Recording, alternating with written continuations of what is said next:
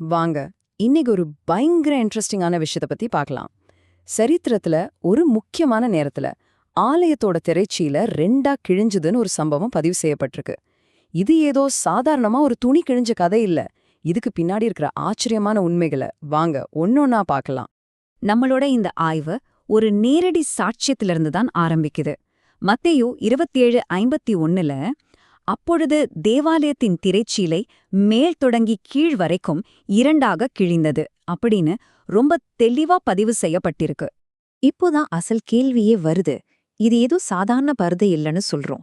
அப்படின்னா இது எப்படி கிழிஞ்சிருக்க முடியும்? வாங்க இந்த மர்மத்தை ஒரு தடவியல் விசாரணை மாதிரி அணுகி உண்மைய கண்டுபிடிக்கலாம். சரி வாங்க நம்ம விசாரணைய ஆரம்பிச்சிடலாம். முதல் சான்று, இந்த திரைச்சீலையோட பிரம்மாண்டமான நம்பவே முடியாத அளவு. இந்த திரியோட உயரம் எவ்ளோ தெரியுமா? சுமார் 60 அடி. ஆமா, நீங்க கேட்டது கரெக்ட் தான். 60 அடி. 60 அடினா எவ்வளோன்னு யோசிச்சு பாருங்களேன். ஒரு 6 மாடி பில்டிங்கை விட உயரமானது. கண்ணை மூடி ஒரு நிமிஷம் கற்பனை பண்ணி பாருங்க, அவ்வளோ உயரமான ஒரு திரை. அடுத்து நம்மள ஆச்சரியப்படுத்த போற விஷயம் என்னன்னா அதோட தடிமன். சும்மா இல்ல, 4 அங்குலம் தடிமன். அதாவது நம்மளோட முழு உள்ளங்கை அகலம் இருக்கும். இது ஒரு மெல்லிசான துணி இல்ல, நிஜமாவே துணியால கட்டப்பட்ட ஒரு சுவர் மாதிரி. ஓகே, அதோட சைஸ் நம்மள மிரள வைக்குது. ஆனா அதோட எடை, வாங்க அத பத்தி பாப்போம். இது இன்னும் ஆச்சரியமா இருக்க போகுது. வரலாற்று பதிவுகள் படி அதோட எடை ஏகதேசம் 30 டன்னுகள். 30 டன்னுங்கள். 30 டன்னுகள்னா எவ்வளவுன்னு ஒரு ஐடியா வேணுமா? சொல்றேன் கேளுங்க. 5 பெரிய ஆப்பிரிக்கா யானைகளோட எடைக்கு சமம். இல்லனா ஒரு ஃபுல் லோட் ஏத்தின லாரியோட வெயிட். இன்னும் சொல்லணும்னா ஒரு 20 சின்ன கார்களை ஒன்னா நிறுத்தினா எவ்வளவு எடை இருக்குமோ அவ்வளவு. இத சும்மா தூக்கி வைக்கிறதுக்கோ நகர்த்துறதுக்கோ மட்டுமே சுமார் 300 ஆசாரியர்கள் தேவைப்பட்டிருக்காங்க. யோசிச்சு பாருங்க, 300 பேரு. சரி, நாம அடுத்த கட்டத்துக்கு போறதுக்கு முன்னாடி இதுவரைக்கும் கிடைச்ச ஆதாரங்களை எல்லாம் ஒரு கேஸ் ஃபைல் மாதிரி தொகுத்து பாத்திரலாம் வாங்க. உயரம் ஒரு 6 மாடி பில்டிங், அகலம் கிட்டத்தட்ட ஒரு சிட்டி பஸ்ஸோட நீளம், தடிமன் நம்ம முழு உள்ளங்கை அளவு, எடை 5 யானைகளுக்கு சமம். இது துணியே இல்ல, இது ஒரு அசைக்க முடியாத கோட்டை. ஓகே, இந்த திரை எவ்ளோ பிரம்மாண்டமானதுன்னு இப்போ நமக்கு தெரியும். ஆனா இது எப்படி கிழிஞ்சது? வாங்க நம்ம விசாரணையோட தீர்ப்புக்கு வரலாம். இந்த கேஸ்ல இருக்கிற ஒரே ஒரு முக்கியமான மறுக்கவே முடியாத ஆதாரம் அது கிழிஞ்ச திசைதான். நாம முதல்ல பார்த்தோமே அந்த பைபிள் வசனம், அத மறுபடியும் ஒரு தடவை நல்ல கவனிங்க. மேல் தொடங்கி கீழ் வரைக்கும் கிழிந்தது. கீழிருந்து மேலே இல்ல, மேலிருந்து கீழே. இப்போ இந்த ஒப்பிட்டு பாருங்களேன். ஒருவேளை மனுஷங்க இத கிழிக்க நினைச்சா கண்டிப்பா கீழ இருந்து தான் ஆரம்பிக்க முடியும். ஆனா இங்க என்ன நடந்துச்சு?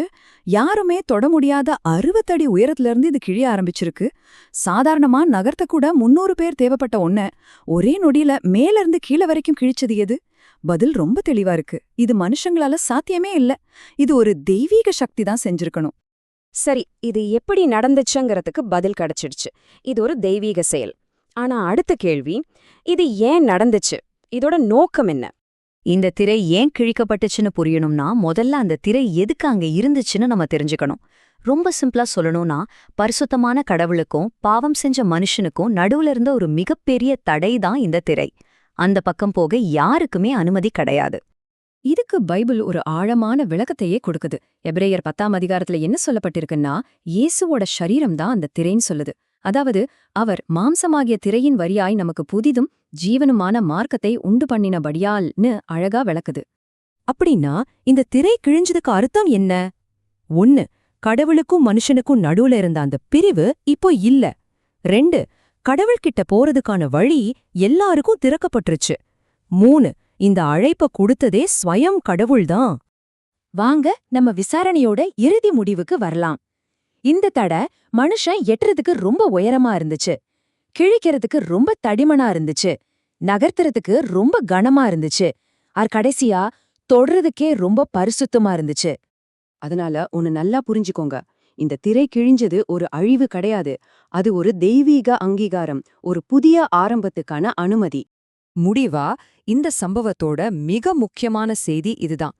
ஒரு காலத்துல யாருமே உள்ள போகக்கூடாதுன்னு தடை செய்யப்பட்ட ஒரு இடம் இப்போ யார் வேணும்னாலும் போகலாம்னு திறக்கப்பட்டிருக்கு. இதுதான் அந்த திரை கிழிஞ்சதன் உண்மையான ஆழமான அர்த்தம்.